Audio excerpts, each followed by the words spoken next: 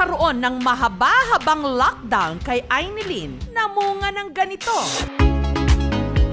Si Ainilyn naging isa ring certified plantita. Ang kanyang mga halaman bumibilang na ng 60. Ang pinaka-favorite ko po dito sa plants is yung fortune plant po. Tinuturing na rin namin silang mga babies. Pagkagising, pagka-uwi, yun, chine-check namin kung kamusta na sila. Pero ang kanyang pagiging plantita, ini-level up pa niya. Pati loob ng kanilang bahay, damay. Nung Holy Week, nag-isip na po kami na gawin na rin namin pong nature or parang jungle theme yung living area. Sinimulan din nilang magpalit ng punda ng throw pillows. Ang design syempre, mga dahon at mga bulaklak. Naglagay rin siya ng native rug at mga maliliit na halaman sa kanilang center table. Ang salamin sa kanilang dining area, dinikitan niya ng fake wall plants. At saka pinalibutan ng totoong mga halaman katulad ng alocasia plant, fortune plant, snake plant at kung ano-ano pa. At matapos lang ang isang buong araw, ang dating simpleng bahay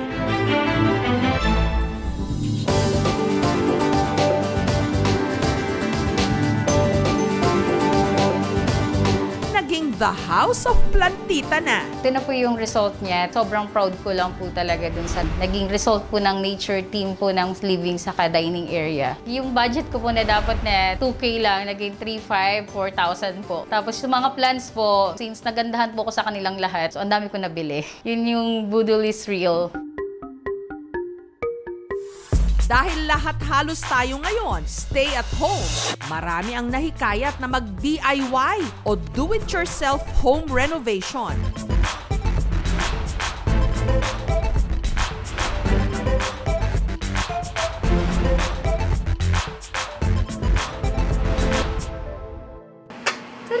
At nabudol na naman po tayo muli.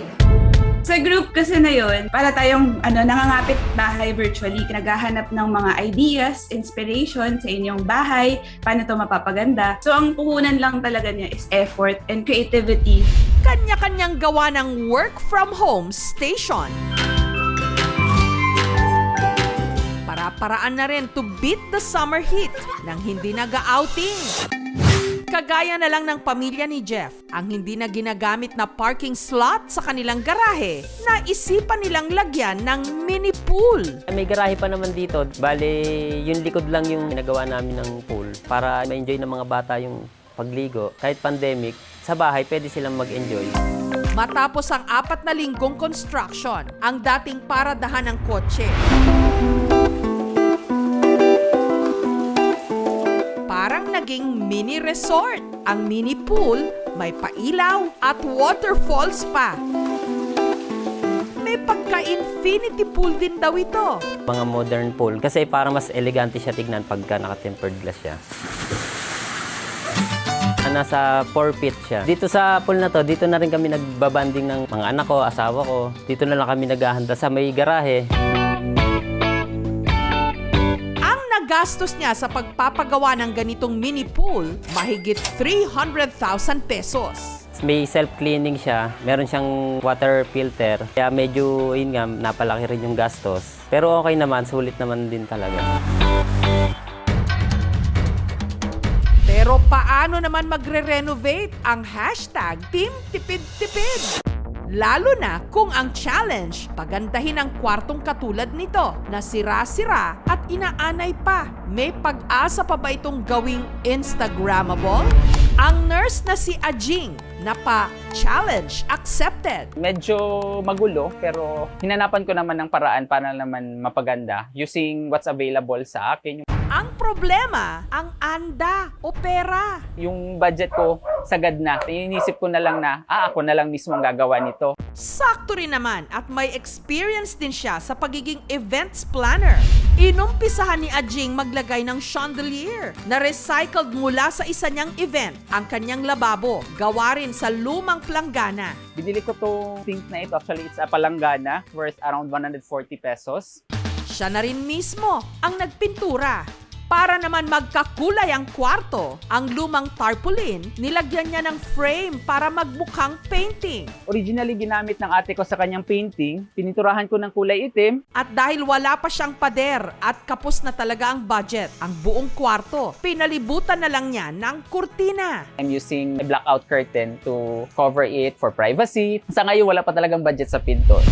Ang dating inaanay na kwarto, heto na ngayon, nag-transform into a Bali-inspired room.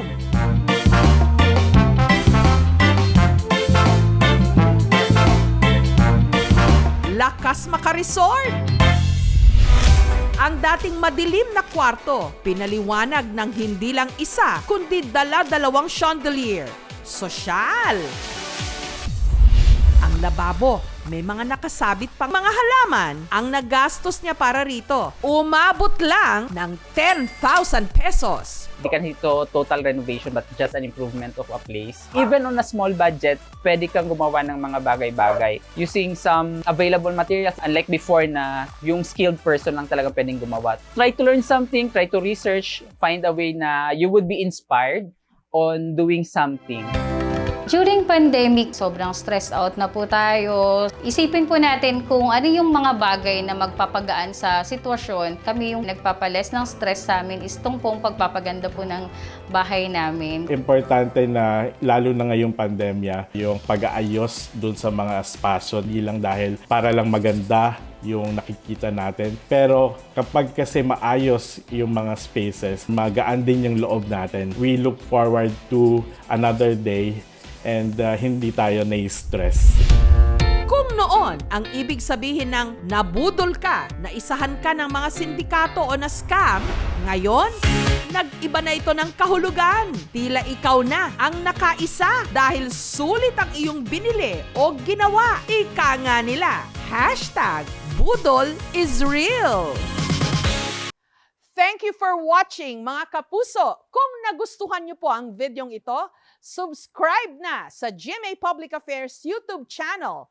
And don't forget to hit the bell button for our latest updates.